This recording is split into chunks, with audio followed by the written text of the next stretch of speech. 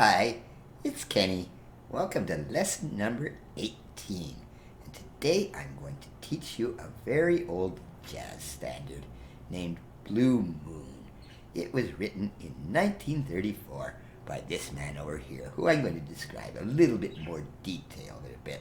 But in the meantime, in this piece, it's going to be a slightly different lesson, okay? You'll see once I get into the lesson, but I'm going to introduce something called lead sheets, all right? And I'm not going to explain that now. I'll get to it in the lesson. But first of all, Blue Moon, I'm sure you've heard of this thing, all right? It has been recorded by so many people. Frank Sinatra, Ella Fitzgerald, Billie Holiday, and even people more recent than that, Rob Stewart, Cyndi Lauper. In fact, it's hard to find some people that didn't record it. More people have recorded it than didn't, really. It's that famous a piece. And it was written, it was written by this man over here. His name is Richard Rodgers. He was living from 1902 till 1979. So it's a fairly modern composer. He's a 20th century composer, all right? And he was such an amazing composer. He wrote so many pieces that so many people are familiar with, stuff like My Funny Valentine and stuff, all right? And he had a couple of partners with him, lyricists, so to speak. Richard Rodgers was a composer, and many composers would have a lyricist, and this is not a new thing. It was, there was Gilbert and Sullivan and that kind of thing. All right, so Rodgers wrote the music, and these guys wrote the lyrics. Now, in Richard Rodgers' earliest days, this was his lyricist here, Lorenz Hart. He's the man standing, the balder-looking guy. He was actually quite a bit older than Richard Rodgers. And for the most part, Rodgers and Hart just wrote songs, okay? Maybe they did a few for movies, okay? But this Lorenz Hart, he is the man that did write the lyrics of the piece I will be teaching, Blue Moon. All right? He was the one. It was originally supposed to be in some movie, but no one knows this movie anymore. People just know this song, all right? It's just that famous, okay? But Lorenz Hart, he was getting older. He had some problems in his life, like many musicians. They have problems with alcohol and drugs and stuff, and Lorenz Hart was no exception. So after a while, Richard Rodgers and him just kind of parted their ways. So Rodgers was looking for a new lyricist. So Richard Rodgers found this man, Oscar Hammerstein. It's actually Oscar Hammerstein II, but I didn't put the second in. He's just Oscar Hammerstein, and they're better known as Rodgers and Hammerstein. And what was quite different about this lyricist is Hammerstein was writing plays and stuff like that. So what happened is the music that Richard Rodgers wrote with Mr. Hammerstein was all musicals. They almost single-handedly invented the American musical. They wrote Oklahoma, Carousel, The Sound of Music, The King and I. So instead of just individual songs, with Oscar Hammerstein, Richard Rodgers wrote big, very famous, wonderful musicals. But anyway, it was Lorenz Hart that wrote the lyrics to Blue Moon, and before I teach the lesson, I am going to play it for you.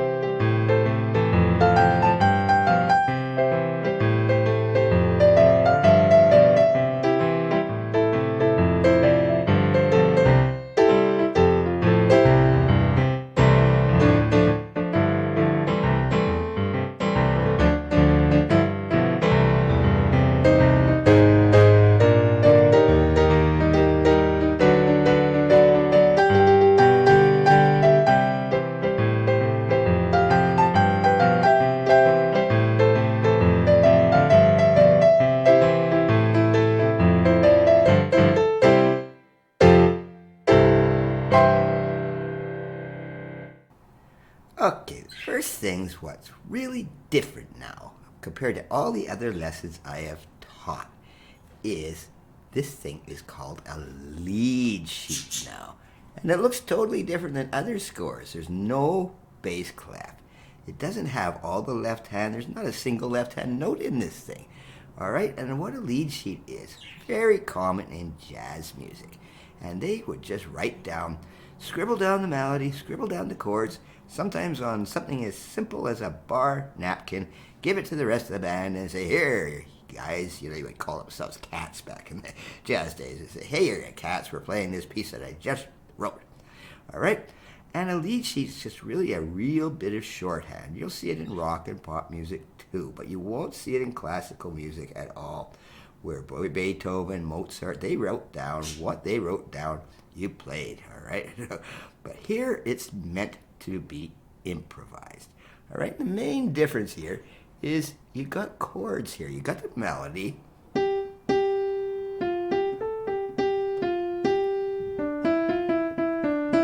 All right, and again, always practice the melody separately, right hand separately, all right? But in the left hand, you're going through chords here. You got a C, an A minor, F, a G. I've written a G7. You can make a G7. I'm not going to be picky about that, but you could always change a G to a G7. All right, and it just continuing on like that. Of course, you can add the chords in your right hand too. All right, but the main thing is your left hand is playing this structure, this chord structure, and it doesn't have to be. At first, when you're learning it, yes, just learn the C, the A minor, the F, the G, and you can play this whole piece just doing that. It's going to sound really boring, right?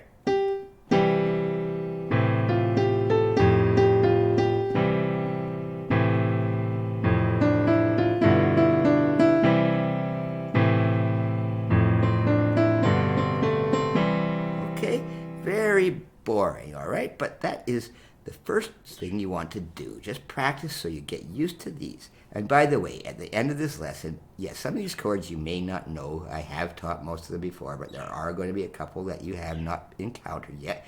But at the end of the lesson, I will give you a nice little theory lesson, not a technical lesson, on how to easily figure out any of these things. All right? So once you get a little more comfortable, okay, see, I messed up here. What I'm forgetting to do, okay, this A minor is coming in the middle of the bar, all right? So you want it like this. Okay, all right? It's sort of harmonized, all right? So when you get a little more fancy, you'll just kind of keep the rhythm with your left hand.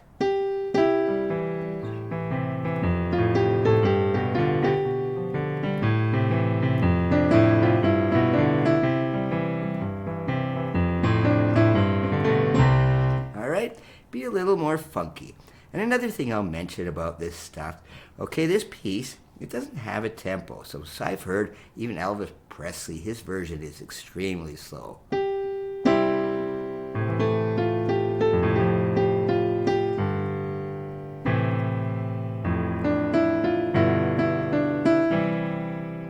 And it is a sad song, but there's also a couple of the Marcells and a band named Sha-Na-Na. They did a doo-wop version, and it's all funky.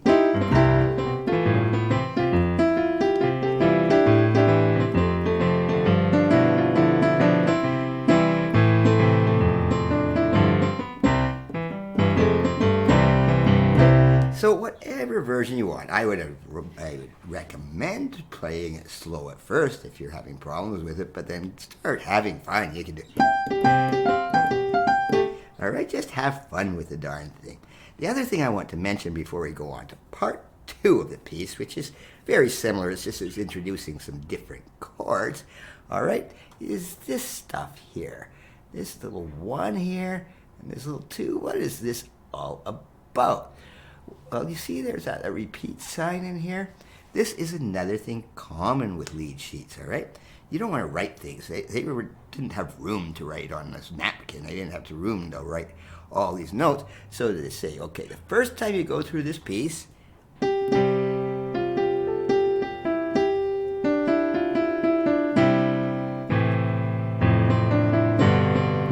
the first time you hit this, you go to there.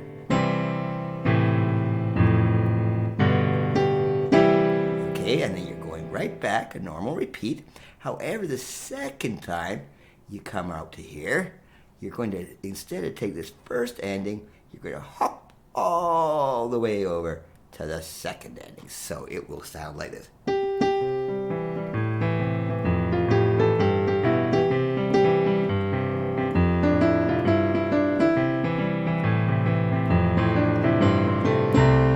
Okay, just slightly different.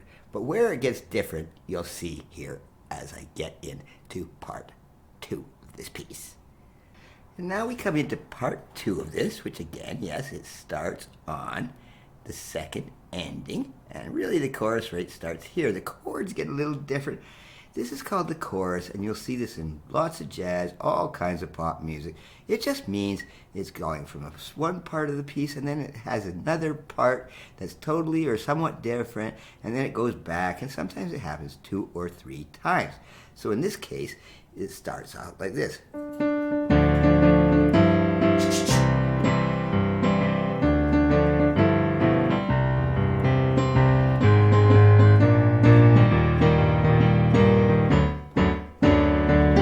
And then it goes right back to the start. Okay, so basically the chorus just gives a little bit of a different sound in there for a while, you know, and it just shakes it up a little bit, all right? And just, if you listen to any pop pieces, listen for that chorus. It's almost always going to be there.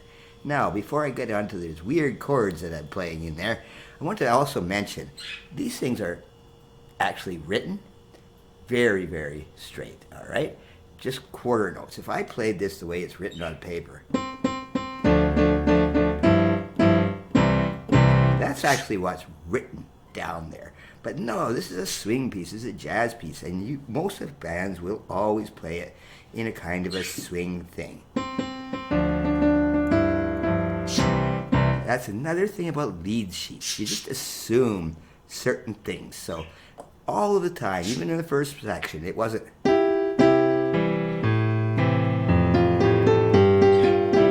Okay, you can play it that way if you want. But no, I was doing it swingy. All right? So yes, just because this lead sheet says play quarter notes, you know, play it very strict, no, you don't have to. So this second part, and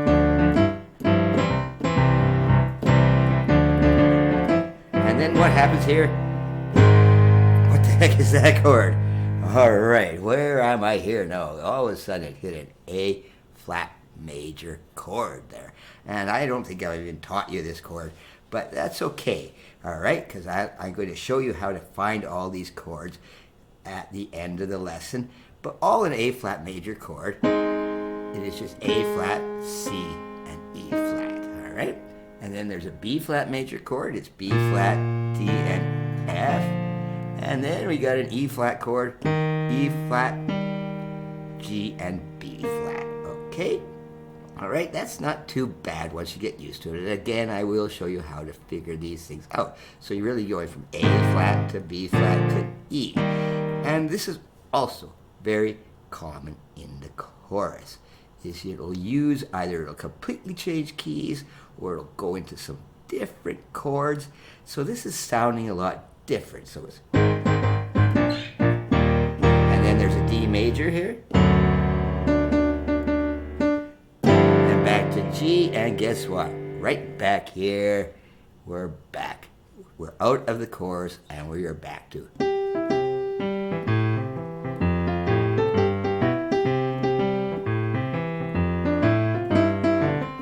Okay, right back to the end. All right, it starts where it goes right back to where it started and where it ends up. And you can just end up on some really funky starts.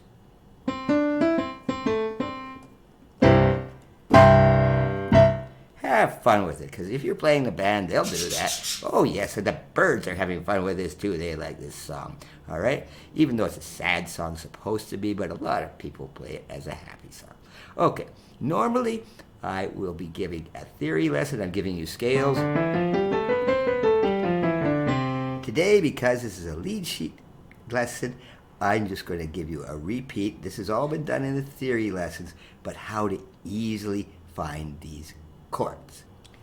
Okay, now I have switched this, and you have all of those chords. I've given you all the chords you need here, all right, to play Blue Moon. And the same chords that were in the lead sheet, but here we have C major, D minor, D major, F major, holy, C, G major, A minor, A flat minor, E flat minor, A flat major, B flat major, and E flat major. I get mumbling about them. All right, and that's a lot of chords you would think, all right, and it really isn't too much bad, though. But I don't know if you recall, if you took the theory lessons. Let's just start with C here. That's a C major chord, C, E, G. All right, but a major chord, in order to figure out a major chord, I've written up here, a little sheet here, major third, okay, and I put a major third here. A major chord has a major third, which is actually 4 semitones. So you just count up 4. All right, and then what also makes a major chord is a top up with a minor third. So if you're here, you go up 3 semitones. All right, and it's a very simple pattern: major third, 4 semitones, minor third, 3 semitones. So if you do that, go 4 semitones up, and then another 3. There's your major chord, all right? And you can do that with the F chord. The same thing. 4 semitones and 1, 2, 3. You can do that with any note, all right? Say, for example, we were B. This piece has not even got a B chord in it, but if you wanted to find a B major chord, all right, 4 semitones up there, and then another 3. There's a B major chord. Now the minor ones here, all right, they're completely opposite. All right, D minor. You go backwards on that. All right, back here. Now you got the 3 semitones, and then you go 4 up.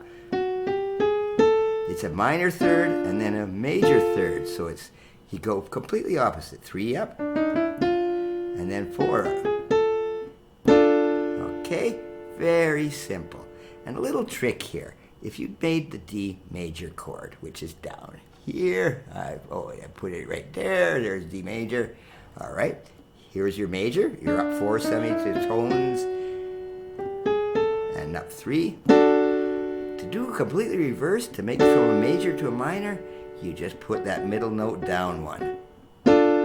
It completely changes it. The major chord, the only difference between the major chord and the minor chord is that third. All right, in the major chord, you've got a major third going up. The minor chord, you've got a minor third going up.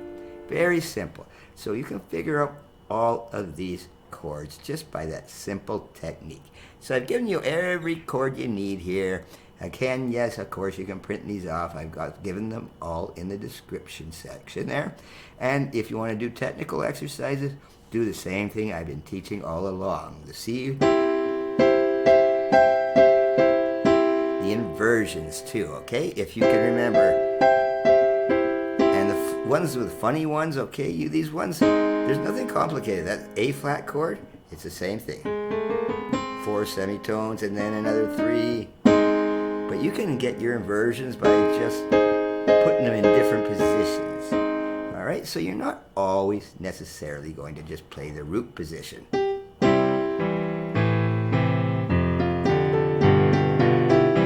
You could do anything you want.